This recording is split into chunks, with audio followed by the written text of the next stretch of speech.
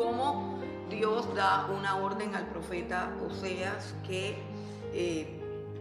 aparentemente podría ser absurda, podría ser una locura, podría ser incoherente, pero todo tiene un propósito y es hacernos entender, número uno, la gravedad del pecado, número dos, la grandeza del amor de Dios, número tres, la relación que hay entre la idolatría y la depravación sexual de la humanidad, la decadencia moral de una sociedad, la cual está directamente relacionada con la manera como se comete idolatría, con la manera como se adultera la revelación de Dios, cómo nos fabricamos nuestros propios dioses, cómo nosotros nos hacemos una imagen, y ya no estamos hablando de estatuas, sino como cuando nos hacemos una imagen de Dios y decimos yo creo que Dios es así, o mi Dios es así,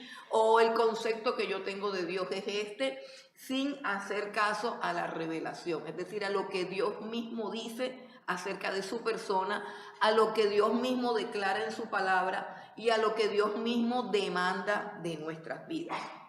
Entonces, entendiendo estas cosas, podemos comprender por qué Dios le dice a un profeta, que es un hombre temeroso de Dios, que vaya y se case con una mujer fornicaria, con una mujer que le va a ser infiel. Y la infidelidad de Gomer, la esposa de Oseas, no se limita en la Biblia, no se limita a un solo hombre, sino a muchos hombres, a muchos amantes. Entonces, es importante que nosotros entendamos este asunto, esta relación, y que entendamos lo que significa. Lo que Dios quiere al decirle a Oseas que se case con una mujer así, es no solamente que entienda, no solamente que transmita el mensaje, sino que también sienta. Y esa es una invitación que hacemos a todos los que estamos estudiando este curso. Así como Dios hizo esto con un propósito, y así como está involucrada no solamente el carácter de Dios, no solamente la revelación de Dios, la honra de Dios, que es lo más grande que está involucrado en este proceso, que también nosotros humanamente podamos entender que también está involucrada la vida de un hombre que de la misma manera como el pueblo de Israel deshonraba a su Dios, yéndose detrás de los ídolos, cometiendo toda clase de depravaciones, porque de esa manera era que se adoraban a esos ídolos, así como el nombre de Dios es blasfemado, humillado, deshonrado, así como el pueblo de Israel le falla a Dios y lo deshonra. De la misma manera también hay un profeta que está siendo humillado, avergonzado y deshonrado públicamente. Entonces entendamos, ya que este asunto del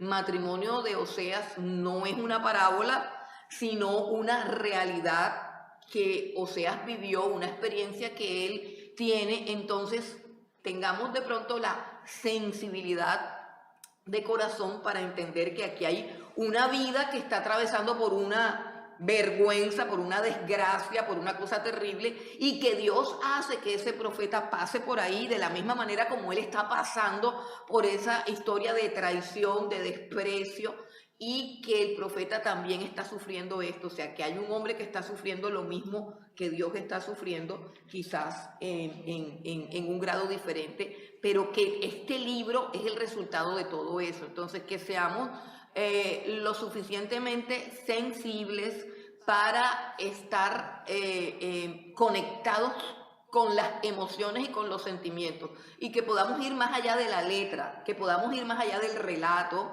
y podamos poner nuestro corazón a funcionar con respecto a lo que Dios nos quiere decir, porque básicamente el tema del libro de Oseas es el amor redentor de Dios. Yo quiero comentarles algo, yo creo que aquí la gente es bastante adulta, pero yo desde hace rato estaba por verme una película que se llama Amor Redentor, y esa película pues yo la había visto y me llamaba la atención porque en la descripción de la película narraban exactamente la misma temática del profeta Oseas. Y tuve la oportunidad de vérmela hace poquito. Si bien el guión o el libreto de la película, quiero advertirles, el guión y el libreto de la película están inspirados en la Biblia, la producción de la película no es una productora cristiana. Digo esto porque hay veces que nos volvemos un poco moralistas y juzgamos las cosas. Yo personalmente me vi la película y el resultado de haberme visto esa película es que logré entender un poquito más, no solamente el amor de Dios, sino la manera reiterativa como nosotros menospreciamos ese amor, la manera reiterativa como nosotros nos burlamos de ese amor, la manera reiterativa en que nosotros abusamos de ese amor. Yo lo pude comprender en la película y repito, la producción de la película no es una película cristiana. El libreto y la historia sí son cristianos. Si se lo quieren ver, se lo pueden ver bajo su responsabilidad. ¿Qué les quiero decir con esto? Que la película tiene escenas complicadas. Entonces, yo no estoy recomendándose que la vean, pero igual yo me la vi y la verdad a mí me impactó, porque es una puesta en escena de una realidad muy cruda, muy dura, y que me pareció muy coincidencial que tuviera la oportunidad de vérmela, porque yo hace tiempo me la quería ver y precisamente ahora que estoy dando Oseas me la vi y entendí muchas cosas acerca de lo que Dios quiere y de lo que Dios espera de nosotros y cómo nosotros hacemos siempre esperar a Dios, cómo nosotros siempre abusamos de ese amor. Entonces es bastante interesante poder ver estas cosas y que el libro de Oseas que estamos estudiando hoy lo que busca es un resultado en nuestras vidas, o sea, que podamos entender ese amor y que podamos entender cómo nosotros estamos respondiendo a ese amor. Bueno, entonces tenemos aquí que Dios le da una orden a Oseas, lo vimos en la clase pasada, la orden está en el versículo 2, libro de Oseas, capítulo 1, versículo 2, dice el principio de la palabra de Jehová por medio de Oseas, dijo Jehová a Oseas, ve, tómate una mujer fornicaria e hijos de fornicación, porque la tierra fornica apartándose de Jehová. El primer punto que vimos fue que le daba la orden de tomar una mujer fornicaria, pero ahora vamos a considerar la segunda parte, y es que eso incluye tener hijos de fornicación. O sea, eso incluye tener hijos que él no va a tener la certeza de que son sus hijos y que tampoco van a tener el comportamiento que él espera. Y ahí estamos tocando un punto aún más doloroso del profeta Oseas, un punto más doloroso que afecta a una familia, y es no solamente la conducta inmoral de la madre, sino el resultado que esa conducta inmoral puede tener en los hijos. El resultado de lo que los hijos van a hacer, de la manera como los hijos van a crecer, de la manera como los hijos se van a desarrollar en ese ambiente de infidelidad, de traición y de inmoralidad. Entonces, no solamente le da la orden de que cargue con una esposa así, sino que le da la orden de que asuma hijos que, con toda lógica, van a tener una conducta inmoral. Hay un proverbio que dice que la mujer sabia edifica su casa, pero la mujer necia con sus propias manos la derriba. El papel de una madre en una casa es supremamente determinante para la conducta de los hijos. El papel de una madre determina en gran manera lo que es el hogar, lo que es la familia y lo que van a ser los hijos. Y Dios está diciendo aquí, esos hijos serán hijos de fornicación, o sea, serán unos niños que no van a poder crecer con una formación de integridad y de moral porque no tienen una madre que los pueda formar. Entonces es una situación bastante complicada, bastante compleja. Ahora miremos en la segunda parte, en el versículo 3, dice la Biblia, fue pues y tomó a Gomer, hija de Diblaim, la cual concibió y le dio a luz un hijo. ¿Qué dice el versículo 3? Que Oseas obedeció. Oseas obedeció. Como les decía en la clase anterior, se cree que Oseas evidentemente estaba enamorado de esta muchacha, que esta muchacha no tenía, es decir, esas características, sino que dadas las circunstancias espirituales del pueblo de Israel, los habitantes de Israel y las mujeres de Israel ya tenían un corazón así, es decir, le está diciendo Dios a Oseas, tú te vas a casar con una mujer, pero es una mujer que tiene un corazón de fornicación. Si nosotros nos ponemos a pensar en el carácter de las mujeres hoy, si nosotros nos ponemos a pensar en todo lo que se le está enseñando a la mujer, si nos ponemos a pensar, por ejemplo, si partimos solamente de la vestimenta de la mujer, de la manera como las mujeres de hoy en día se visten, de la manera como las mujeres de hoy en día hablan, de la manera como las mujeres hoy en día exhiben su cuerpo a través de las redes sociales, y estamos hablando de mujeres casadas, que inclusive exhiben sus cuerpos en las redes sociales aún cuando están embarazadas, aún cuando tienen niños pequeños, exhiben sus cuerpos, algunas medio desnudos, algunos semidesnudos. Si nosotros podemos mirar la conducta de una mujer cualquiera en este momento, porque ya no estamos en la época en que se sancionaba a la mujer por la manera como vestía, o la manera como caminaba, o la manera como hablaba. No, ahora la mujer, entre más sensualidad tenga en su apariencia física, está más orgullosa y es más alabada y es más exaltada. La mujer busca la acentuación de su sensualidad y de su sexualidad y busca exhibir su cuerpo más que nunca antes. Nunca antes la mujer había caído tan bajo en la experiencia de mostrar su cuerpo, de publicar su cuerpo. Nunca antes había caído tan bajo la mujer en la manera como habla, cómo se ha desprendido de toda feminidad, de toda delicadeza, de todo, y encontramos una mujer autoritaria, mandona y que se comporta de manera ofensiva con los hombres. O sea, es una mujer que no es para nada femenina, es una mujer que le falta el respeto a todos los hombres, es una mujer que habla con una voz llena de arrogancia, de altivez, es prepotente, es arrogante, ¿cierto? Y se están desdibujando como esos roles, y esta es una señal de que nuestra sociedad va cada día más en decadencia. Una mujer así, pues difícilmente va a poder criar a sus hijos en el temor de Dios, difícilmente va a poder resistir una crisis matrimonial para sacar su matrimonio adelante.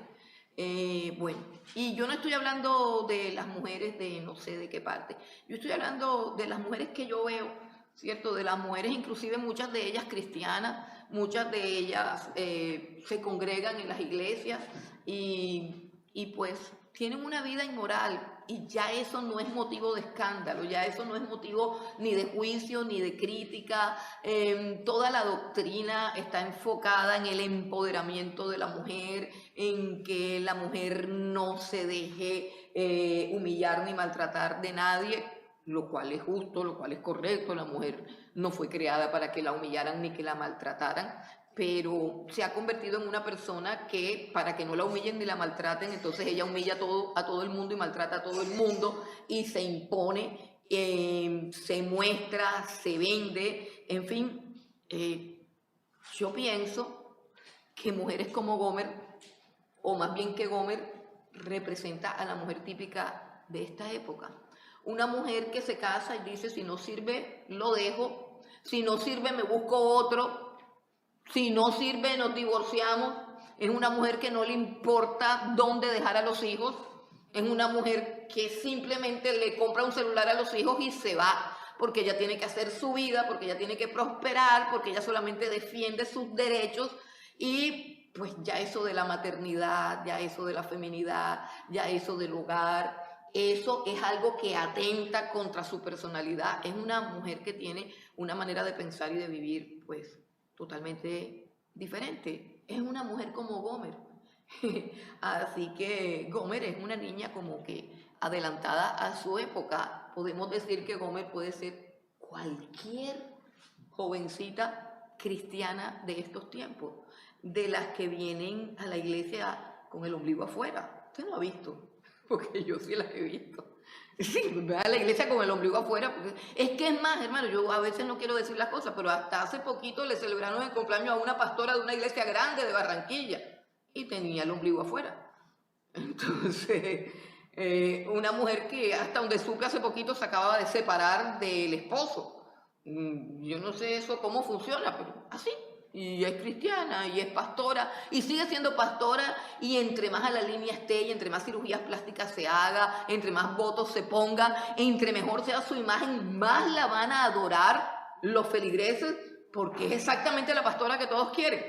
Es exactamente la pastora que está a tono. Entonces yo pienso que Gomer es cualquier mujer de esta época, y uno no tiene que estar horrorizado con eso. Es decir, que nosotros vivimos en una sociedad peor que la de Oseas, porque se supone que este libro fue escrito como un acontecimiento que marcó una pauta, como un acontecimiento que produjo un escándalo moral tanto en la vida de Oseas, y que era como digamos una luz roja que Dios estaba mandando a su pueblo. Yo quiero que miren, yo quiero que aprendan lo que es esto de la fornicación, de la idolatría, de la perversidad. Entonces era algo supuestamente escandaloso, y todos los teólogos se ponen a examinar de que eso cómo fue y cómo por qué fue. Y resulta que nosotros tenemos una cantidad de ministerios desbaratados por adulterio, desbaratados por fornicación, altares llenos de fornicación, altares llenos de embarazos no deseados. Y ¿para qué tanto estudiar si Oseas sabía o no sabía que la mujer era mala o qué? Si nosotros estamos viviendo unas realidades que nos parecen normales, o sea, que la gente dice, sí, así fue y no sé qué, y nos parecen normales. Entonces, ¿para qué asombrarnos con el libro de Oseas? Si el libro de Oseas se puede estar repitiendo en la mayoría de las iglesias de la ciudad. El libro de Oseas se puede estar sucediendo, o la historia de Oseas puede estar pasando de muchas maneras. ¿Por qué? Por la idolatría. Lo que vimos la semana pasada, la idolatría. Cuando yo abandono a Dios, cuando yo modifico la revelación de Dios, cuando yo me hago mi propio Dios, o cuando juntamente con Dios adoro a otras cosas, entonces el resultado es una decadencia moral que destruye no solamente la iglesia, sino primeramente las familias, primeramente los hogares y primeramente los hijos.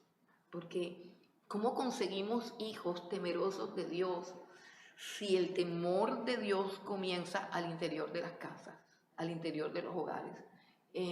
No siempre unos buenos padres van a tener un buen hijo. No siempre. Yo conozco buenos padres que han tenido malos hijos. Y no siempre los malos padres van a dar malos hijos. Yo conozco padres malos, o sea, conozco muchachos que son hijos de alcohólicos, que son hijos casi que abandonados, y ellos salen adelante y dicen, yo no quiero repetir el papel de mis padres. Pero es casi que una ley, casi que un principio, que la relación de los padres marca por completo a los hijos. Siempre los va a marcar, siempre los va a marcar. Y eso es lo que Dios le está diciendo a Oseas: vas a tomar a esta mujer que es fornicaria, y tus hijos también van a ser hijos de fornicación. Entonces ahora encontramos a los hijos de Oseas. Tiene 3 niños, Oseas.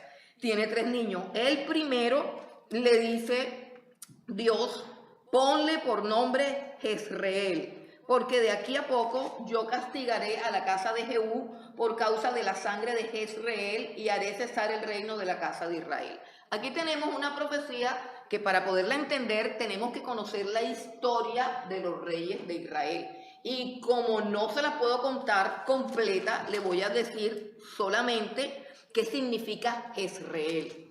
Jezreel es un lugar, Jezreel es una llanura en la cual había un viñedo, propiedad de un hombre llamado Nabot. En el pueblo judío, cada familia le fue, acuérdense, en el reparto de las tierras, cuando Josué entra e introduce a Israel en la tierra prometida, se hace un reparto de tierras por tribus. Y ese reparto de tierras tiene que ver con la extensión de cada tribu. Y la ubicación geográfica de cada tribu es dada por suerte, es decir, aleatoriamente se le asigna. ¿Qué sucede? Que cada tribu tiene esa tierra en heredad, en posesión, y en esa tierra, pues ahí van pasando las generaciones de cada tribu y cada familia va heredando su territorio y se lo va pasando a sus descendientes. Entonces la tierra le pertenece a cada familia, o sea, cada familia tiene sus hectáreas de tierra, por así decirlo, y eso es su patrimonio. Es decir, cuando los padres mueren, le quedan a los hijos, luego los hijos se lo pasan a los nietos y así, eso es sagrado. Entonces, hay un hombre llamado Nabot que tiene una viña, que tiene un viñedo en un lugar llamado Jezreel. Y en ese momento, en Israel, hay un rey llamado Acab que llegó a ser, casi todos los reyes de Israel eran malos y eran perversos porque se apartaron de la Torá, porque se apartaron de la adoración verdadera en el sur, que es el templo de Jerusalén, y se hicieron sus propios lugares de culto a su manera. Entonces, todos los reyes del norte se corrompieron y todos eran idólatras y todos eran malos. Pero hubo uno en particular que superó la maldad y la perversidad más que todos los reyes, y ese fue el rey Acab. Porque el rey Acab se casó con una mujer oriunda de Tiro y de Sidón, o sea, se casó con una pagana que era una hija de un sacerdote pagano y ella adoraba a los Baales. Esta mujer llamada Jezabel fue una mujer que hizo muchísimo daño, tanto espiritual como físico, porque era asesina, es decir, además de bruja, además de adoradora de los ídolos, esta mujer era una asesina que sin ningún escrúpulo mandaba a matar gente. Entonces, ¿qué sucedía? Que Acab era un hombre sin carácter, caprichoso, lleno de codicia, que un día pasó por ese campo, por la viña de Nabot, que queda en una llanura llamada la llanura de Jezreel, y él se enamoró de ese viñedo y fue donde Nabot y le dijo: véndeme esa viña. Y Nabot le dijo: yo no te la puedo vender, o sea, yo no puedo dejar a toda mi descendencia sin tierra, sin nada. Entonces Acab llegó a su casa, se tiró en una silla y puso cara así de tristeza porque era un hombre caprichoso que le gustaba hacer lo que le daba la gana. Jezabel lo vio triste y le dijo: mijito, ¿tú por qué estás tan triste? Y entonces Acab le dijo: porque es que Nabot no me quiso vender la viña. ¿Cómo así que no te quiso vender la viña si tú eres el rey de Israel? Yo te voy a dar esa viña.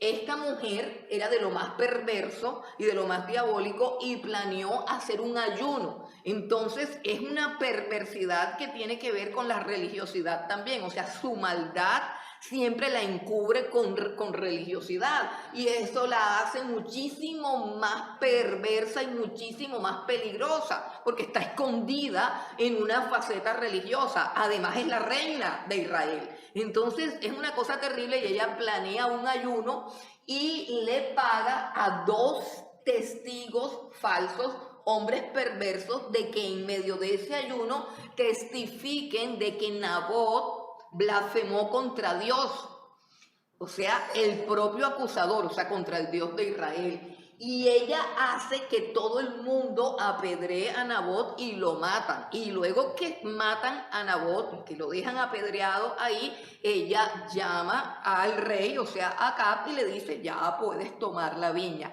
Allí comienza, es decir, ya ellos han hecho de cuanta maldad, han hecho un becerro, han idolatrado, han hecho de cuanta porquería, pero en ese punto, ese lugar de Jezreel se empieza a convertir en un lugar de sangre, o sea, en un lugar, porque ahí mismo Dios da una profecía de que toda la casa de Acab iba a ser castigada. Y Dios, a través del profeta, que en ese momento es Elías, Eliseo. Eliseo levanta a otro rey llamado Jehú, y este rey es ungido como nuevo rey, y Jehú recibe la orden de vengar a Nabot, por supuesto, y comienza una matanza, es decir, comienza una matanza entre el nuevo rey ungido y todos los descendientes del rey Acab, una matanza sanguinaria, una matanza espantosa, porque él pide que le corten la cabeza a todos los descendientes de Acab y que coloquen las cabezas en el campo de Jezreel. Y luego pasan más cosas, la misma Jezabel es asesinada allí en ese lugar, a ella la tiran de una ventana y luego la arrastran a ese campo, y en ese campo los perros se la comen su cadáver. En fin, Jezreel es un lugar de mucha sangre, es un lugar de mucha violencia, es un lugar donde ha habido mucho homicidio, en otras palabras, donde hay un cúmulo de asesinatos y de violencia que no han sido castigados. Por lo tanto, Jezreel es como un asunto que está pendiente. Israel tiene una deuda pendiente en la mente y en el corazón de Dios. Ya han pasado muchas generaciones, pero Dios está diciendo: todo ese pecado, toda esa perversidad, toda esa sangre que corrió ahí, yo la voy a castigar. ¿Por qué? Porque toda esa sangre y todas esas vejaciones, depravaciones y todo han contaminado la mentalidad de las personas. Y todas las personas en Israel son personas violentas, son personas vengativas, son personas que atacan, que matan. Es decir, la vida humana no tiene ningún valor. Ahí al que quieren matar lo matan. Es decir, si de repente se levanta alguien que quiere ser rey y que no está de acuerdo con lo que está haciendo el rey, simplemente planea matarlo. Y si nosotros comenzamos a estudiar la historia de todos los reyes del reino del norte, algunos duraban hasta 2 horas, porque a las 2 horas ya lo había matado otro, y así de pronto venía el otro y el otro mataba al otro. Entonces es una historia de muchísima sangre. Y Jezreel, como el rey Acab tomó esa viña, tomó ese lugar, al parecer como que era muy, digamos, fructífero, muy codiciable. En ese lugar se establecen las casas de los reyes, o sea, se convierte eso, Jezreel se convierte, además de todos los asesinatos y toda la sangre, se convierte en un lugar donde los reyes edifican sus casas y viven en sus lujos, en todo este asunto de injusticia y de maldad. Entonces, es un lugar que está en el corazón de Dios, y es la causa por la cual Dios anuncia un castigo para Israel. Y el primer hijo de Oseas se va a llamar Jezreel. O sea, Dios quiere que el nombre de este niño empiece a recordarle a todos los judíos toda la maldad que viene de generaciones, toda la injusticia, toda la sangre derramada, como acuérdense de todo lo que han hecho. ¿Por qué? Porque cuando una sociedad vive así, de que el que es mata y no pasa nada, es una sociedad que su conciencia se comienza a cauterizar. Y cuando yo pensaba en esto, pensaba en nuestra sociedad, pensaba en lo cómodos e indiferentes y despreocupados que a veces nosotros estamos, y que nos olvidamos de toda la historia tan macabra de muertes, de asesinatos, de torturas. Cuando nosotros estudiamos la historia de Colombia, y yo creo que desafortunadamente eso se está levantando de nuevo. Yo recuerdo las épocas de la guerrilla y de los paramilitares, y recuerdo también la época, no sé si usted recuerda, la época en que ellos comenzaron un proceso y que de perdón y olvido. Y yo recuerdo que en ese tiempo una abogada que trabajaba en el departamento, en uno de los juzgados donde se recibían las confesiones de estos hombres que supuestamente se iban a reinsertar en la sociedad, y ellos tenían que confesar sus crímenes. Entonces ella le tocaba con máquina en la mano redactar las confesiones, y ella me decía que ese era un trabajo que era supremamente agotador, que ella no soportaba ese trabajo porque las confesiones de esos hombres eran, por ejemplo, ellos tenían que decir a cuántas personas habían matado y tenían que identificar quiénes eran esas personas a las que ellos habían matado. Entonces, por decir, no, nosotros matamos a los Suárez, a las no sé qué, eran 2 hombres así, tenían a su esposa en tal parte, al niño no sé qué, y ella me cuenta que narraban cómo los mataban. Narraban que tenían y que existían, o sea, el asunto de cómo matar a esa gente estaba estratificado. Era una industria de muerte, o sea, había primero una primera sección que era la sección de la tortura, que era cuando necesitaban una información de esas personas, y entonces estaba el salón de la tortura. Y luego, terminada la tortura, cuando ya el que era estaba muerto, lo pasaban a una casa. Yo no me estoy inventando esto, esta es la historia del país donde vivimos. Lo que pasa es que a nosotros no nos gusta oír esas cosas, pero Dios las vio. Entonces, cuando nosotros recordamos estas cosas, nosotros debemos interpretar cómo es el país en el que estamos viviendo. Luego lo pasaban a una casa que era la casa de picar, o sea, de dividirlo en pedacitos, ¿cierto? A otros les tocaba, era por lo menos dependiendo de la zona donde estaba, había otra cosa que era abrirlos y echarles piedras adentro para poderlos tirar al río. Y eso no era así un poco de locos y un poco de vándalos. No, ellos estaban estratificados, estaban clasificados y tenían un listado.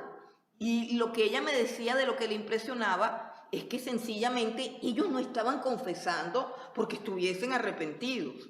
Ellos estaban confesando todo porque el gobierno les prometió que si confesaban todo iban a perdonar, olvidar y podían reinsertarse a la sociedad. Pero ella me decía que la mayoría decía que lo peor que les podía pasar, escuchen, a todos ellos lo peor que les podía pasar era que en el día no le diesen un listado de a quién matar, porque ellos tenían una necesidad interna de matar personas, que ellos eran adictos a matar personas. Entonces, la pregunta que yo me hago con base en eso, con base en las realidades que vemos y con base en las vidas de las personas que hoy están gobernando este país, que son personas que son expertas en asesinar. Esa es la realidad de la nación donde nosotros vivimos, ¿sí o no? Las personas que están en el poder aprendieron a asesinar gente. Ahora, ¿puede una persona que ha asesinado tantas personas, puede tener una condición para gobernar? ¿Puede tener una condición para que alguien le crea? Hermanos, estamos en el país de los locos. Estamos completamente locos. Estamos abandonados a una mente reprobada, porque los que nos gobiernan simplemente son asesinos. Y a mí alguien me dijo, un teniente de la Armada me dijo estas palabras un día: cuando un hombre toma un fusil o un arma y dispara y mata a una persona por primera vez, él me decía, nunca más volverá a ser la misma persona. La experiencia de matar a alguien es una experiencia que solamente la puede restaurar Dios. La conciencia enseguida queda manchada y cauterizada. Ya no hay nada que esperar de una persona que asesina. Ahora imagínense una persona que tenía por costumbre asesinar. Y ese es el país en el que vivimos. ¿Ha llegado un castigo para esas personas? No. Antes, algunos han sido premiados. Y la pregunta que tenemos que hacernos es, ¿qué podemos esperar de esta sociedad y qué podemos esperar de esta nación? Debemos sorprendernos de que cada día nos levantemos y el sol brille y la tierra no tiemble.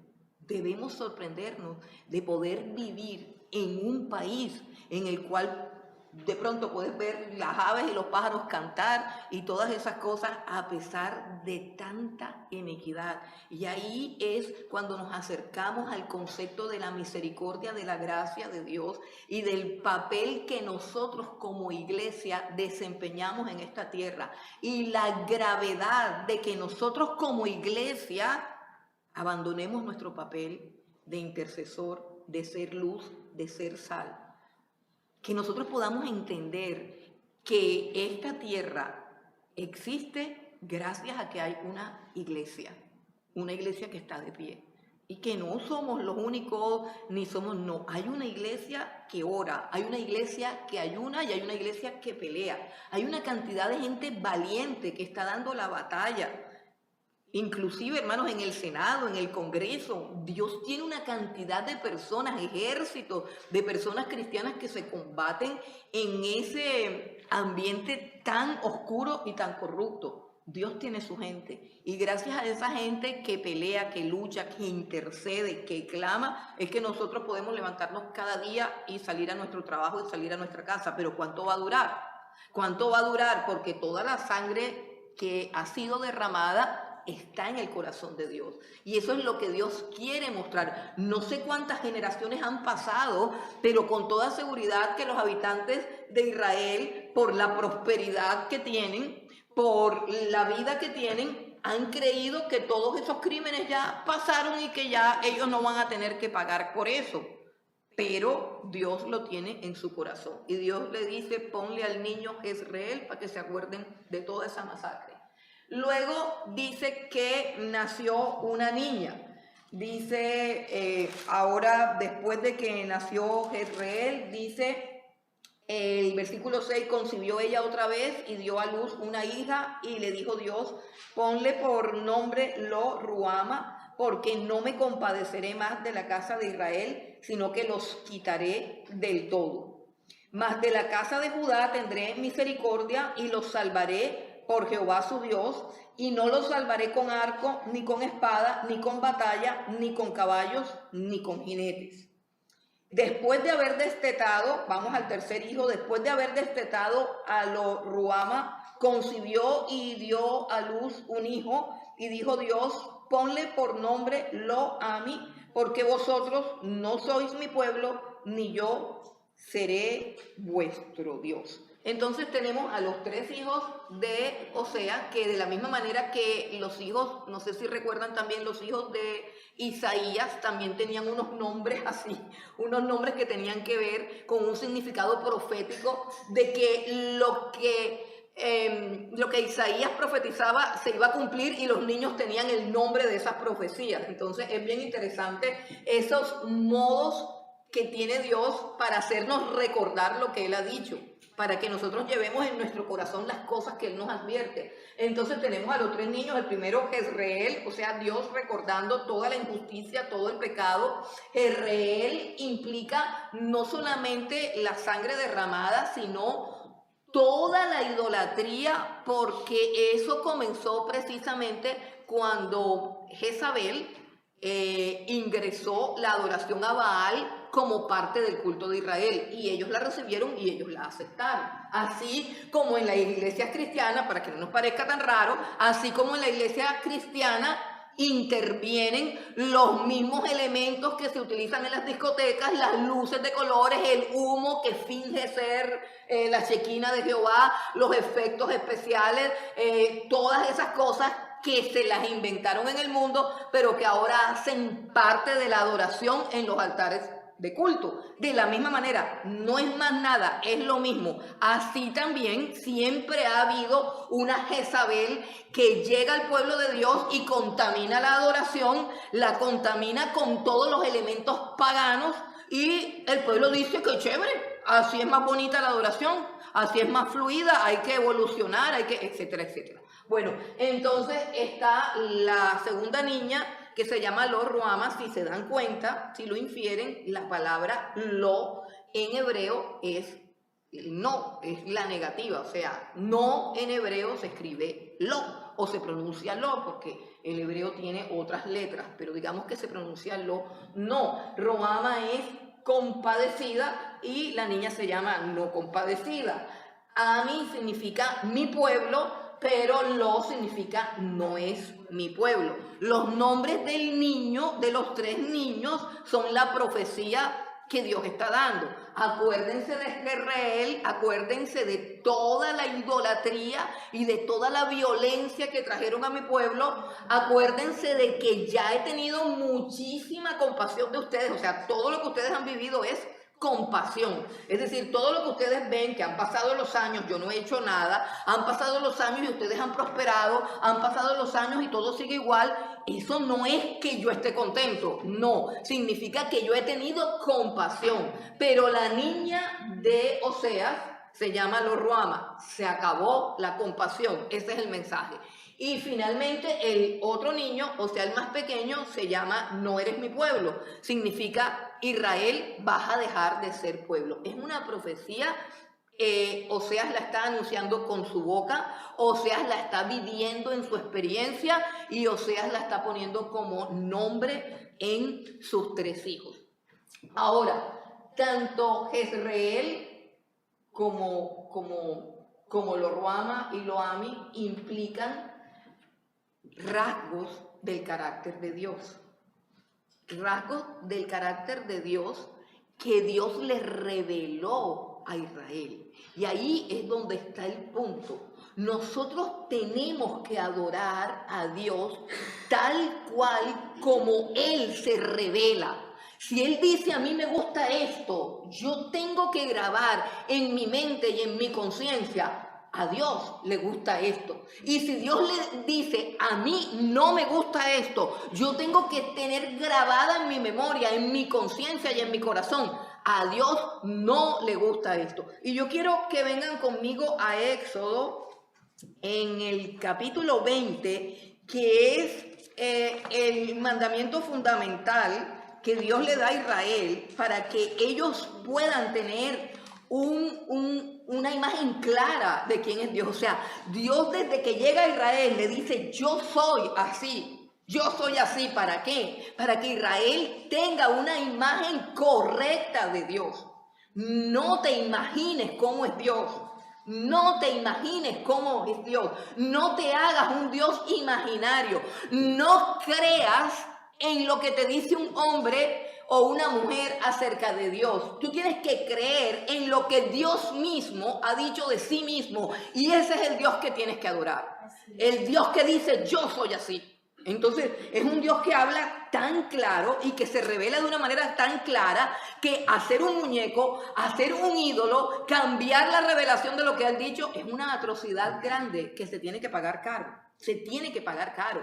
Escucha, cuando Dios te está diciendo, yo quiero que me adores de tal manera y tú vienes y lo adoras a tu manera, tienes que pagarlo caro, como lo pagó caro Caín. Dios había dicho que sin derramamiento de sangre no hay perdón de pecado. Y Caín dijo, no me importa, yo le voy a ofrecer a Dios unas papayas. Yo le voy a ofrecer a Dios unas... O sea, yo voy a hacer el culto a mi manera. Yo voy a tener una devoción a mi manera. Yo voy a traer a la presencia de Dios lo que a mí me plazca, no lo que Él me está pidiendo. Y eso es gravísimo. Eso es gravísimo. Y nos morimos en nuestros inventos de que Dios es así. A mí Dios me quiere así. No. Puede que estemos viviendo un tiempo, un momento en el que Dios esté diciendo, ¿sabes qué? Arrepiéntete pronto porque estoy harto. Como lo dicen Oseas y como lo dice, estoy harto de tus canciones, estoy harto de tu adoración, estoy harto, en Isaías dice, estoy harto de tus cultos, estoy harto de tus ofrendas, o sea, no me gusta nada de lo que tú me traes. Lo dice Dios. No hay un Dios, no existe un Dios que hable tan claro como el Dios que nosotros adoramos, como el Dios de la Biblia. El que no le da la gana de conocer a Dios es por eso, porque no le da la gana. El que tiene un concepto errado de Dios, lo tiene errado porque quiere hacerse un Dios, porque es un idólatra de corazón. Pero miren lo que dice Éxodo 20, que todos lo conocemos, los mandamientos. Versículo 2, comencemos desde el 2, bueno, comencemos desde el 1, dice, y habló Dios todas estas palabras diciendo, ¿quién habló? Dios. Ustedes saben que en Éxodo, cuando hablaba Moisés, dice, y Moisés dijo. Aquí no está hablando Moisés, aquí está hablando Dios. El mismo Dios habló. Su voz dice que era como un trueno. El monte Sinaí se estremecía, temblaba, y la gente comenzó a decir que no nos hable Dios. Moisés sube, oyes tú el mensaje y vienes y nos lo cuentas, no soportamos oír la voz de Dios. ¿Qué habló Dios? Aquí en el capítulo 20 dice que habló Dios. ¿Tú quieres saber cómo es Dios? Aquí está diciendo cómo es. Aquí está diciendo cómo es. No hay otro Dios, Él mismo dice cómo es. Y dice, habló Dios todas estas palabras diciendo, Dios le está hablando a Israel. Miren, Israel, ¿de dónde viene? Israel viene de Egipto. ¿Qué ha visto Israel? A los egipcios adorando la mosca, el sol, adorando todas esas cosas. Por supuesto que ellos tienen una herencia, una tradición oral, la tienen. Tienen unas promesas que vienen desde Abraham. Ellos tienen una luz. Tienen tanta luz que Moisés fue criado por su propia madre y los principios de su madre permanecieron por encima de todo el paganismo y de toda la idolatría que Egipto le pudo inculcar con todos sus lujos. El tiempito que estuvo siendo amamantado por su madre y enseñado por su madre fue mucho más determinante en su carácter, en su formación y en su relación con Dios que todo lo que Egipto pudo dar con todos sus lujos y con todas sus cosas. Por eso es que Moisés es Moisés. Entonces, aquí Dios le está hablando a esa cantidad de judíos, hebreos, que Dios ha sacado de Egipto y que vienen caminando en el desierto. Y les dice, yo soy Jehová tu Dios, el que te sacó de la tierra de Egipto, de casa de servidumbre. Está diciendo esto, o sea, ¿y por qué tiene que hablar así Dios? Pues porque hay Dios de todo, está el Dios del polvo, de la mosca, el Dios del Nilo, el Dios no sé qué. Él dice, yo no soy ninguno de esos. Está diciendo Dios, yo soy el que te sacó de Egipto. La palabra sacó de Egipto implica la destrucción de todos los dioses que ellos vieron con sus propios ojos, la destrucción de todos los dioses con las plagas de Egipto. Fueron 10. Sí, bueno, yo iba así, quedan 12. Bueno, fueron 10. Bueno, ellos vieron cómo Dios destruye, avergüenza y humilla a todos los dioses de Egipto. Ellos vieron cómo Dios mata a todos los primogénitos de Egipto. Ellos vieron cómo se abre el mar rojo, ellos vieron cómo cae maná, o sea, y él dice, yo soy el Dios ese. Dice, yo soy nada más y nada menos que ese Dios. Ahora, esto es lo que yo quiero que tú hagas. Mire que es tan clara lo que Dios está diciendo, es simple. Esto es lo que yo quiero. Número 1, no hay más dioses, solo yo. Tú no vas a adorar ningún otro Dios. No tendrás dioses ajenos delante de mí. Versículo 4, no te harás ninguna imagen, nada que se parezca a lo que hay en el cielo, ni en la tierra, ni en las aguas debajo de la tierra. No te inclinarás a ella, no te inclinarás a ninguna imagen. Oye, qué cosa tan normal, tan clara, ¿verdad? No es claro, es demasiado claro. ¿Cuántas personas hacen esto y dicen que creen en Dios? ¿Cuántas personas? Millares de millares, y lo defienden. Y si tú dices, léete Éxodo 20, te dicen, lo que pasa es que nosotros no las adoramos, sino que las veneramos. Es que, espérate, que el mandamiento dice, no las harás. Lo de venerarlas viene después. A ver, lo que hace que sea estúpido adorarlas es que las hemos hecho nosotros mismos. ¿Sí me hago entender? El mandamiento en sí es no te harás una imagen para adorarla. ¿Por qué? Porque a la hora de adorarla, tú estarás demostrando el grado de estupidez que tienes porque estás adorando algo que tú mismo hiciste. Como les decía yo que el robot el otro día le dijo a alguien, porque ahora la gente se le da por hablar con robots, imagínate en lo que vamos a quedar, la persona, el ser humano le decía al robot, o lo que parecía ser un ser humano le decía al robot, que si él consideraba, que si ellos consideraban, que si los robots consideraban que ellos eran más inteligentes que los humanos. Y ciertamente parece que el robot sí es inteligente que el humano, porque el robot le contestó, pues claro que ustedes son más inteligentes porque ustedes nos crearon a nosotros. Le contestó un principio bíblico. Porque la Biblia, cuando habla de la idolatría, dice que el idólatra es tan bruto, que no se sienta a pensar, oye, pero el muñeco que yo estoy adorando fue un tronco que yo corté, luego lo tallé, luego lo pinté, luego lo clavé en un pedestal. Y él ni habla, ni me ve, ni nada. Es un muñeco que yo hice. ¿Cómo yo estoy diciendo que ese es mi Dios? Está diciendo, el idólatra es tan estúpido, tan cerrado de mente, que no se pone a pensar en algo tan elemental. Y Dios dice aquí, no te hagan, y no está diciendo que no las veneres. Por supuesto que eso viene después, dice, no las harás.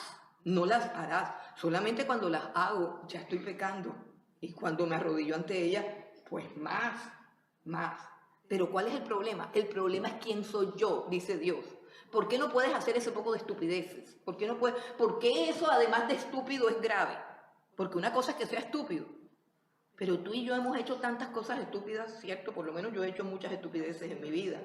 Nunca he hecho estupideces como que hacer un muñeco y de arrodillarme y adorarle. Eso me parece que es la estupidez más crasa del mundo. Pero yo sí he hecho cosas muy estúpidas, ¿cierto? Que uno dice, pero ¿qué me pasó? Pero es que el problema no es que sea estúpido. El problema es quién es Dios.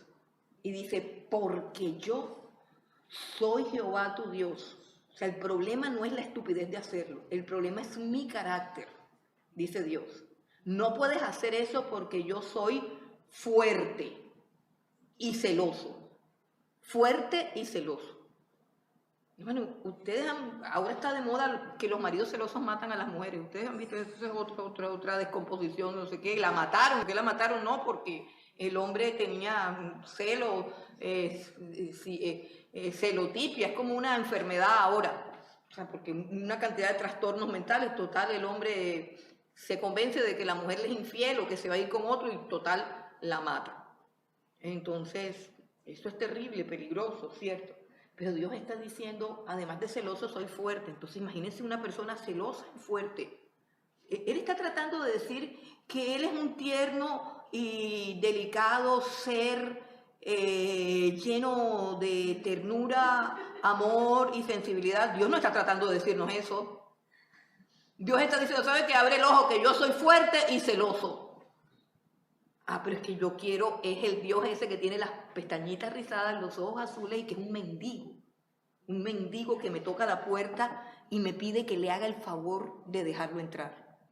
¿Quién inventó eso? No sé, porque ese Dios no existe en la Biblia. ¿Qué va a pedir él permiso para entrar si todo es de él? No, él no pide permiso para entrar en ningún lugar. Él entró en mi vida un día porque le dio la gana. No porque yo lo estaba llamando ni porque yo lo estaba esperando. Al contrario, yo estaba perdida. Y me estaba escondiendo. Ay, es que yo siento que Dios está tocando la puerta de mi corazón hace rato. Hoy le voy a abrir. ¿Quién inventó eso? ¿Quién inventó eso? Eso aquí no está. Ese Dios no existe, ese es un Dios falso.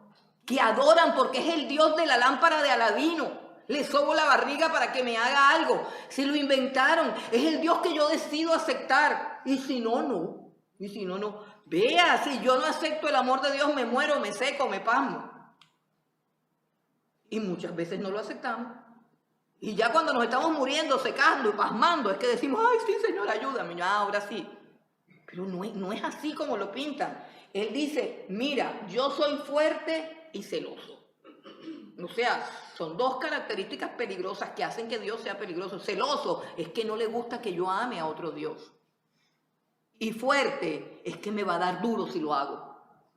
Ah, si no me gusta. Pero es que ese Dios es malo. No, no es malo. Es fuerte y es celoso. Es dueño de mi vida. O sea, pelea por lo que le pertenece. Malo es que no le importe. Yo tengo aquí una inquietud. ¿Sí? Dice la palabra del Señor que Él está a la puerta y toca. Y si abres, Él estará contigo, yo creo. ¿Cómo se con relación a lo que usted acaba de decir, que Dios entra? El contexto, hermano, de la cosa, él está hablando a una iglesia que tiene un llamado a ser iglesia. Está hablando a la iglesia de la Odisea, a la iglesia de la Odisea, que hizo exactamente lo que estamos viendo acá. Cerró la puerta, se envaneció, Dice, yo soy rica, me he enriquecido, pero es la iglesia de la Odisea, es el pueblo de Dios, ellos son iglesia. Y Dios le está diciendo, esta es la última oportunidad, esta es la última oportunidad. Si quieren, me dejan entrar como señor que soy de la iglesia, pero lo han zafado, lo han expulsado de la iglesia. A lo que yo me refiero es que le están diciendo al pecador impío que Dios anda por ahí mendigando corazones para que lo dejen entrar, y eso no es cierto y no es el proceso de la salvación. Dios nos llama con un llamamiento al que nosotros tratamos de resistirnos, pero finalmente Él siempre gana. Finalmente Él siempre gana. Y de eso se trata. O sea, Él gana porque es más fuerte. Él gana porque es más poderoso. Pero nosotros siempre nos estamos resistiendo. Nosotros nos rendimos ante Él.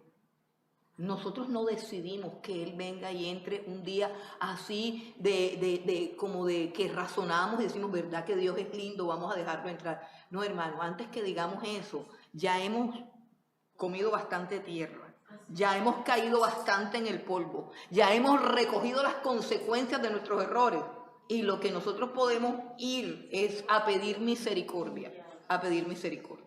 Pero cuando Dios dice a la iglesia, déjame entrar, le está diciendo a la iglesia, pila, y mire lo que dice después, porque si no, ahí hay una advertencia. Él no dice, déjame entrar en ese tono de mendigo. Si usted lee toda la carta, dice, voy a quitar tu candelero de tu lugar y vas a dejar de ser iglesia. Y le dice lo mismo, vas a dejar de ser pueblo. Aunque los calvinistas dicen que no, que eso es imposible. Pero él ahí dice, déjame entrar, cenaré contigo. Eso, pero si no, yo no me voy a ir a llorar a un rincón. Si no, te vas a arrepentir. Así de sencillo. Entonces él dice, soy fuerte, soy celoso. Y dice algo supremamente importante, que es lo que se manifiesta, los atributos que se manifiestan aquí. Aquí se están manifestando atributos, por ejemplo, en Jezreel se está manifestando un atributo de justicia. Yo voy a castigar lo que hicieron. Justicia. Es un Dios que castiga el pecado, que castiga el crimen, que castiga la idolatría. Es un Dios que castiga. Ok, dice, no, Dios no castiga, lo que castigamos nosotros, sí castiga, Él lo dice en su palabra. Ahora dice lo ruama, o sea, no compadecida, y le está anunciando, no me voy a compadecer más de ti. ¿Qué significa eso? Que ha estado compadeciendo todo el tiempo, que ha sido todo el tiempo compasivo. Es decir, vienen de una trayectoria de compasión, que están tan amañados en la compasión que Dios le está anunciando que la compasión se acaba. Entonces ahí está un rasgo de Dios, clemente, compasivo. Y dice, pero ya es bastante clemente, bastante compasión. Ya se va a acabar. Y luego dice, tú eres mi pueblo. Y luego dice, no, ya vas a dejar de ser mi pueblo. Vas a dejar de ser mi pueblo. Entonces, dice acá, yo soy Jehová, volvamos a Éxodo 20, yo soy Jehová tu Dios fuerte, celoso, que visito la maldad de los padres sobre los hijos a la tercera y cuarta generación de los que me aborrecen. ¿A quién le está hablando? Al pueblo de Israel. Recuerden que Dios se está revelando a su pueblo, al pueblo que Él, ¿por qué Israel es pueblo de Dios? Porque lo acaba de comprar, lo acaba de redimir. Recuerdan, mataron un cordero, cogieron la sangre, se la echaron en los dinteles. Esa sangre los marca como comprados por Dios. Esa sangre apunta a la sangre de Cristo. Esa sangre los hace pueblo. Esa sangre los libra del castigo y del juicio a esos hogares. Luego, esa gente que fue salvada por Dios, por esa sangre, por ese cordero, le pertenece a Dios. Ya es obvio, tienen dueño. Listo. Y Dios a ellos les dice, visito la maldad de los padres sobre los hijos hasta la tercera y cuarta generación de los que me aborrecen. Es como si Dios reuniera a todas las familias de Israel o a todas las familias de los creyentes y les dijera, tengan mucho cuidado, porque cuando alguien comete un pecado, sus hijos también van a cargar con las consecuencias hasta la tercera y la cuarta generación de los que ¿qué? De los que me aborrecen. ¿Cómo aborrecemos a Dios? Cuando nos inventamos otro Dios. Cuando decimos, no, hagamos los muñecos. Así lo dijeron más adelante. En este libro del Éxodo, cuando llegamos al capítulo 31, ellos todos dicen, después de haber oído esto, ellos todos dicen, cuando Moisés está en el monte Sinaí y no baja, dice Moisés, ¿quién sabe qué le habrá pasado? Hagámonos unos dioses, hacen un becerro, se quitan los aretes, hacen un becerro y dice, este es Jehová, el Dios que nos sacó de Egipto. ¿Quién? El becerro. ¿Qué es eso? Me aborrecieron. Dice Dios, me aborrecieron. Si nada más cuando se burlan de uno, mira que tienes cara de sapo, que tienes cara de ratón, que tienes cara de mico. Uno dice, anda, y nosotros somos criaturas que estamos así, como en la vía de la creación junto con los animales. Y a veces hay animalitos que son hasta mejores que nosotros. Ahora, hacerle eso a Dios, degradar la imagen de Dios, ese es el punto de lo que trata la idolatría, de lo que trata eso de que Dios está diciendo a los que me aborrecen, yo visito esa maldad. ¿Qué es maldad aquí? Maldad es aborrecer al Dios verdadero, tal cual como Él se ha revelado, y terminar adorando a un Dios que yo me formo a mi antojo. Aborrecer al Dios que me está diciendo yo soy así. Entonces lo primero que dice, soy fuerte, soy celoso y pilas porque visito la maldad de los padres. ¿Qué quiere decir? Yo castigo no solamente a los padres, sino a los hijos que siguen el mismo ejemplo de esos padres. Por eso, padres, ¿cuál es el mejor legado que le podemos dar a nuestros hijos? Que teman a Dios. Que teman a Dios. Nosotros como padres casi siempre nos preocupa que estudien en una buena universidad, que tengan salud, que estudien una carrera decente, que sean importantes, que les vaya bien, que se casen bien. Y no nos preocupa aquello de que adoren correctamente al Dios verdadero, que le tengan temor a Dios. Escuche, temor a Dios, temor. La gente se encrespa con esa palabra. No, a Dios no hay que tenerle temor. Sí, Señor, hay que tenerle temor. ¿Sabe por qué? Porque es fuerte y además celoso. Sí, hay que tenerle temor. Nos guste o no nos guste. Y eso es lo que se ha perdido, el temor. Ya no le tenemos miedo a nada. Y dice, así soy yo. Y pone lo malo. Vamos a poner que esto es lo malo de Dios, entre comillas. Lo malo, como si Dios tenga algo malo. No, Él es santo, puro y justo. Pero vamos a suponer esto es lo que no nos gusta. O sea, esta es la mala noticia. Dice, no hagas eso porque yo soy fuerte, porque yo soy celoso y visito la maldad de los padres sobre los hijos hasta la tercera y cuarta generación. O sea, por 4 generaciones, cualquiera que practica la idolatría en su hogar será castigado hasta 4 generaciones.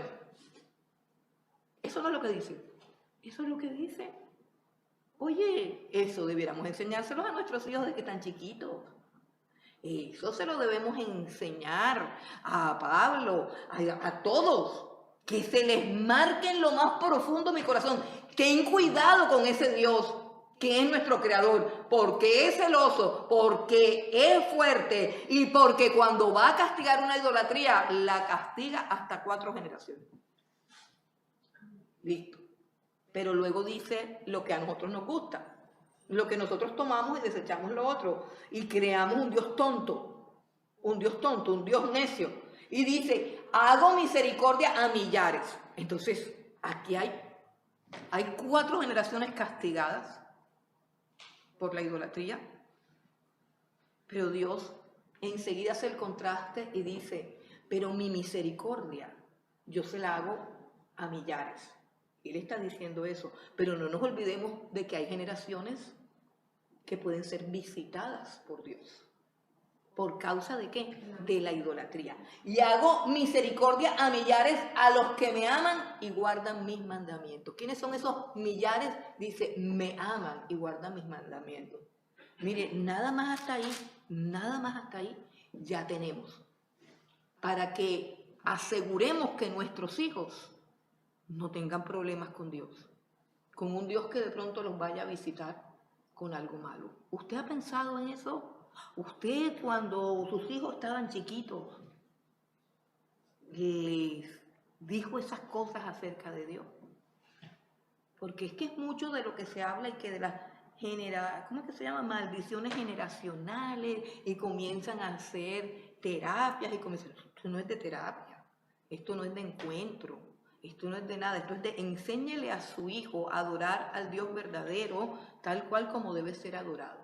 Enséñele a su hijo a temer a Dios, enséñele a su hijo el carácter de Dios tal cual como está revelado en su palabra y que su hijo le tenga miedo a Dios, pero al mismo tiempo le tenga amor, le tenga confianza. Que al mismo tiempo, entonces, ¿qué pasa? Que hay un balance. ¿Y qué hace ese balance en mi vida? Vamos a suponer, uno no le debe tener miedo a Dios porque uno puede estar todo asustado. No, el temor. Yo no sé si ustedes saben este señor Schumacher, que yo no sé si ya se murió o si el pobrecito todavía está. No se ha muerto. Bueno. ¿Sabe qué le pasó a él? Que él, de tanto mandarse en ese carro a toda velocidad, su organismo perdió la capacidad. Usted sabe que usted le pone el acelerador al carro, o mejor dicho, cuando usted va con un conductor que va acelerando y eso va más rápido, uno dice, para, porque te empiezas como a asustar. Ya sí, eso va más. Él ya no tenía eso y él en una de esas se mandó a esquiar porque llega un momento en que el miedo es una herramienta que nos da Dios para salvaguardar nuestro bienestar. El miedo es necesario para vivir. Tengo que tenerle miedo a algunas cosas, o sea, tengo que tenerle miedo a la candela, tengo que tenerle miedo al mar, tengo que tenerle miedo a las mareas. O sea, hay una cantidad de cosas donde Dios me dice, hey, para, hasta ahí no puedes. ¿Y qué es lo que me hace detener? Pues que le tengo miedo. Entonces, por un lado, él dice, debes tener temor porque soy celoso, soy fuerte y lo que no me gusta, lo castigo.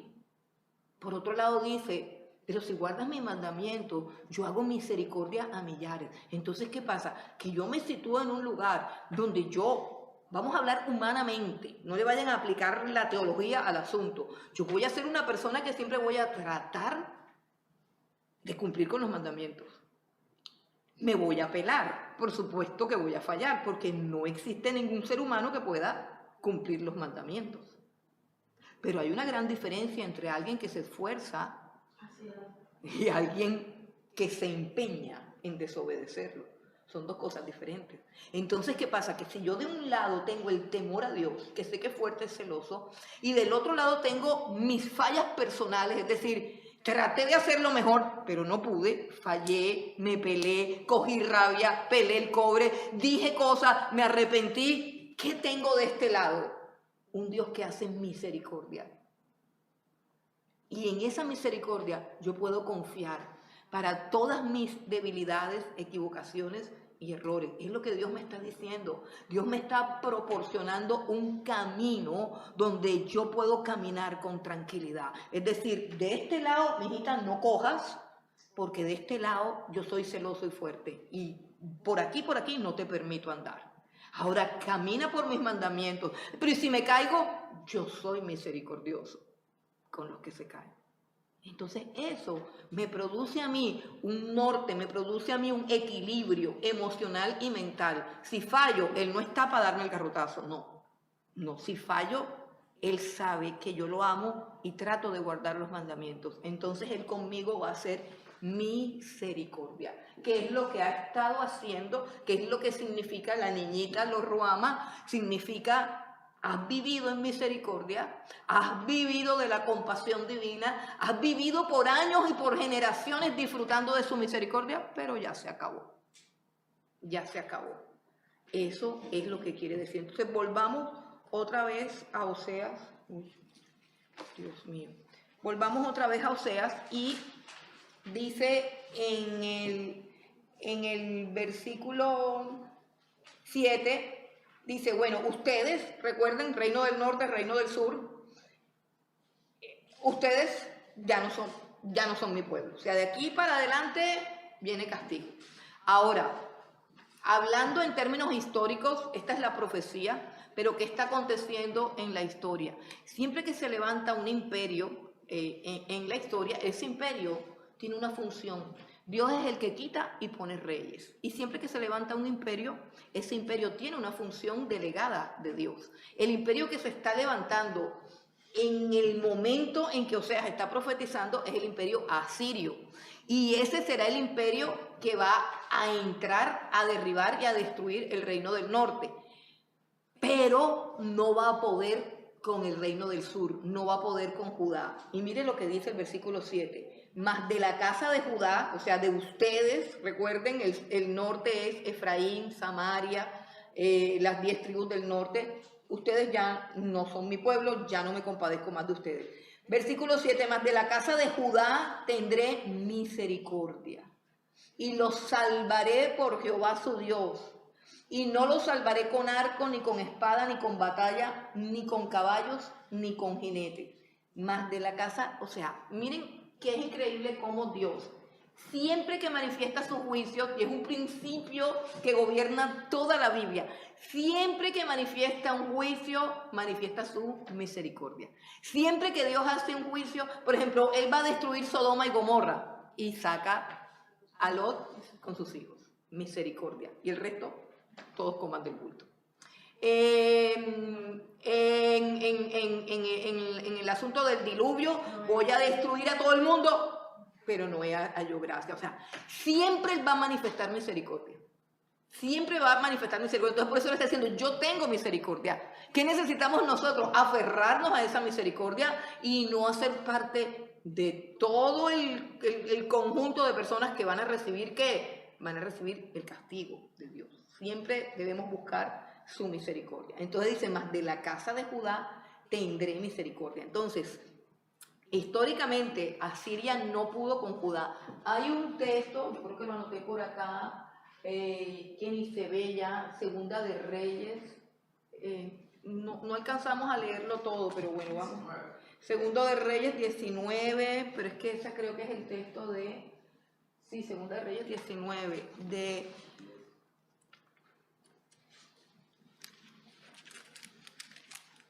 voy a ver si es lo que estoy buscando porque no me acuerdo. Sí, de Judá. De Senaquerib es el mismo rey de Asiria, es el mismo gobernante de Asiria. Entonces, mientras en el reino del norte están todos envanecidos, llenos de soberbia y de altivez, acá en el reino del sur, Asiria también comienza a atacarlos, pero sucede lo siguiente. Capítulo 19 del segundo libro de Reyes, dice, cuando el rey Ezequías lo oyó, ¿qué oyó? Una amenaza de Senaquerib, de Asiria. O sea, Asiria le dijo, los voy a destruir a todos porque Asiria venía invicto, destruyendo todas las naciones a su alrededor y apoderándose de todas las tierras. Y le mandó a decir a Ezequías que él era el próximo y que nadie lo iba a librar. Y dice que Ezequías, el rey, envió a Eliaquín, mayordomo, a Sebna, escriba, y a los ancianos de los sacerdotes cubiertos de cilicio, al profeta Isaías, hijos de Amós, para que le dijesen, así ha dicho Ezequías, este día es día de angustia, de reprensión y de blasfemia, porque los hijos están a punto de nacer y la que da a luz no tiene fuerza. Esa es como decir un refrán que dice, estamos asustados. Es como decir, sentimos que no tenemos fuerzas para pelear. Dice el versículo 4, quizás oirá Jehová tu Dios todas las palabras del Rabsacés, que es el enviado de Asiria para decirle, los vamos a matar a todos, a quien el rey de los asirios, su señor, ha enviado para blasfemar al Dios viviente, porque entre otras cosas dijeron, ¿y quién será el Dios que los va a librar de mi mano si yo he acabado con todas las naciones? Dice, y para vituperar con palabras las cuales Jehová tu Dios ha oído, por tanto eleva oración por el remanente que aún queda. En ese momento ya Asiria, el reino del norte ya ha sido invadido. Vinieron pues los siervos del rey Ezequías a Isaías, e Isaías le respondió, así diréis a vuestro señor, así ha dicho Jehová, no temas por las palabras que has oído, en las cuales me han blasfemado los siervos del rey de Asiria. He aquí que pondré yo en él un espíritu y oirá rumor y volverá a su tierra, y haré que en su tierra caiga a espada. Y regresando el Rabsacés halló al rey de Asiria combatiendo contra Libna, porque oyó que se había ido de Laquis y oyó decir que Tiraca, rey de Etiopía, mejor dicho, oyó el rumor.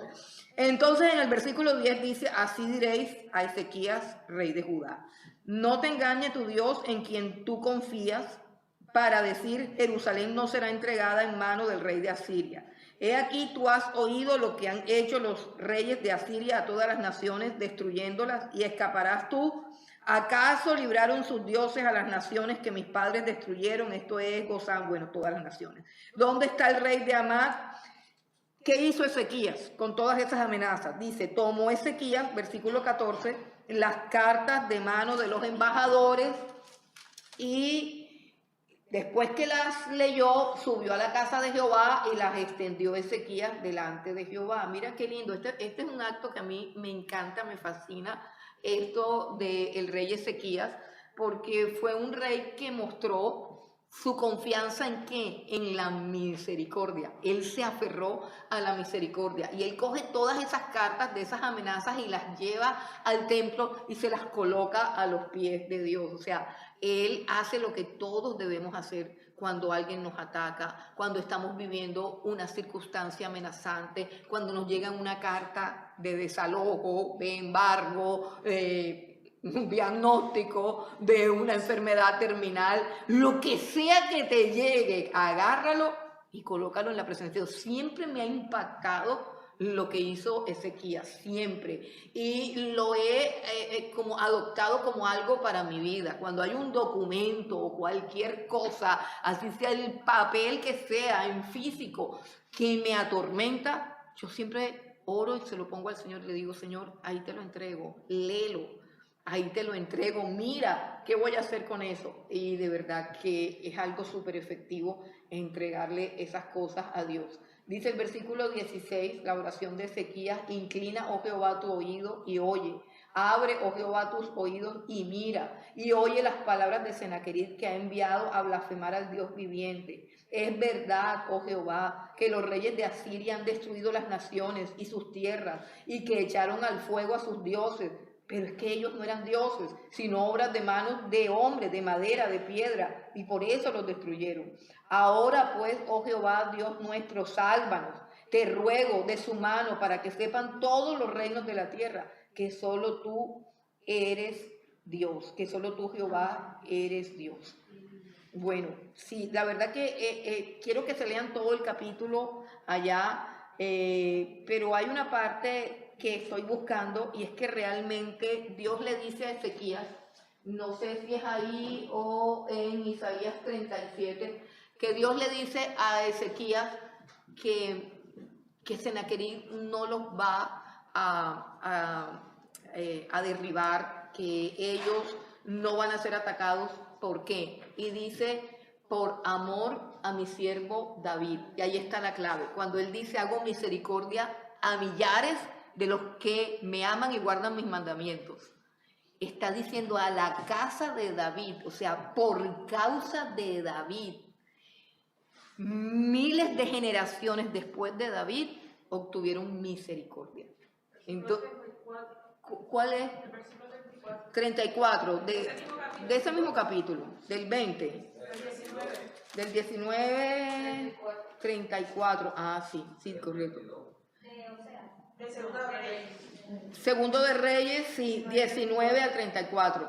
Porque yo ampararé esta ciudad para salvarla, por amor a mí mismo y por amor a David, mi siervo. Es impresionante, hermano, porque aquí se está cumpliendo algo que él ha explicado. O sea, que como nosotros no conocemos a Dios porque no nos da la gana conocerlo. No entendemos a Dios porque no nos importa lo que Él dice en su palabra. Él lo había dicho. Él había dicho, mire, por un hombre que blasfeme mi nombre, que cometa idolatría, que adultere mi palabra, que adultere la revelación mía, por alguien que adore ídolos paganos, sabiendo que yo soy Dios, yo voy a castigar 4 generaciones. Pero por un hombre que me ame, haré misericordia a millares. Y eso se está cumpliendo ahí, por eso él dice no. O sea, no es ni siquiera Ezequías, no es que esa generación sea buena, no es que todos estén bien, sino que Dios está cumpliendo con lo que él mismo está diciendo de sí mismo. Hago misericordia a millares. Es decir, después de que un hombre me ame, yo voy a hacer misericordia a su casa, millares de millares, no 4 generaciones, sino millares y millares. Esa es la razón. O sea, qué increíble saber que la relación de David defectuosa como todos la conocemos, ¿cierto? Con una cantidad de fallas y con una cantidad de errores. Pero hubo algo que respetó David siempre y fue el nombre de Dios, la gloria de Dios, la revelación de Dios. Nunca vamos a encontrar a David haciendo muñecos, adorando a otros dioses, idolatrando, no. Y vamos a encontrar que de la descendencia de David sí hubo hombres que hicieron eso. Pero Dios está diciendo, no los voy a castigar. Aún el mismo Salomón terminó en una idolatría terrible. Y dice, pero no voy a destruir la casa de Salomón por amor a mi siervo David. O sea, cómo la devoción de alguien trae bendición para millares de personas. O sea, cuán importante es que yo me convierta en un adorador genuino, o sea, un adorador verdadero. ¿A qué me refiero yo con un adorador verdadero? A alguien que puede adorar a Dios en espíritu y en verdad. Es decir, que mi adoración tiene que ver con lo que realmente Dios dice que es Él. Que mi adoración tiene que ver con traerle a Dios lo que Él dice en su palabra que le traiga. O sea, una adoración que está despojada de mí misma. Una adoración en donde yo no entrego lo que yo quiero, sino lo que Dios me pide. El fundamento de la adoración genuina es la obediencia, porque la obediencia es la negación total de mí misma. Es cuando Dios me dice, quiero que hagas esto. No es cuando yo digo, ¿y qué tal si hacemos un muñeco? ¿O qué tal si compramos unas rosas? ¿O qué tal si ponemos esto? ¿O qué tal si animamos esto? ¿O qué tal si encendemos este fuego extraño? No. ¿Qué es lo que tú quieres? Y lo que tú me pides, esto es lo que yo, como Pablo, Señor, ¿qué quieres que haga? Cuando una persona está completamente anulada, es decir, si alguno quiere venir en pos de mí, dice Jesús, niéguese a sí mismo, tome su cruz, sígame. Cuando una persona se ha negado a sí mismo, empieza a obedecer. ¿Por qué? Porque empieza a oír, empieza a escuchar, empieza a decirle a Dios, dime quién eres y dime qué quieres. Y eso es lo que yo voy a hacer. Totalmente diferente de lo que nos enseñan hoy en día, que usamos a un Dios para mi autoafirmación, para yo decirle a Dios quién quiero ser, para yo decirle a Dios qué quiero yo que Él haga. Y si yo entendiera, si yo me pusiera en el lugar de súbdito y no en el lugar de rey, si yo reconociera a Jesucristo como Señor de mi vida, es decir, como alguien a quien yo le debo adoración, a quien yo le debo obediencia, si yo me ubico ahí, yo me voy a dar cuenta que mi vida se ordena, que mi vida se arregla, que tengo paz mental, que tengo paz emocional, que hay orden en mi casa, que la bendición de Dios está sobre mi vida. Es decir, que las cosas que no pido vienen por añadidura. Eso es lo que dice la Escritura. Pero yo tengo que conocer a Dios tal cual como Él se revela. Y tengo que darle a Dios exactamente lo que Él está pidiendo que yo le dé. Porque mira cuán claro es la revelación que Él hace de sí mismo y la intervención que Él hace en la historia de su pueblo. ¿Qué está haciendo Dios? Yo se los advertí, yo les dije que era celoso y lo estoy castigando. Y al otro pueblo yo les dije que era misericordioso y estoy teniendo misericordia.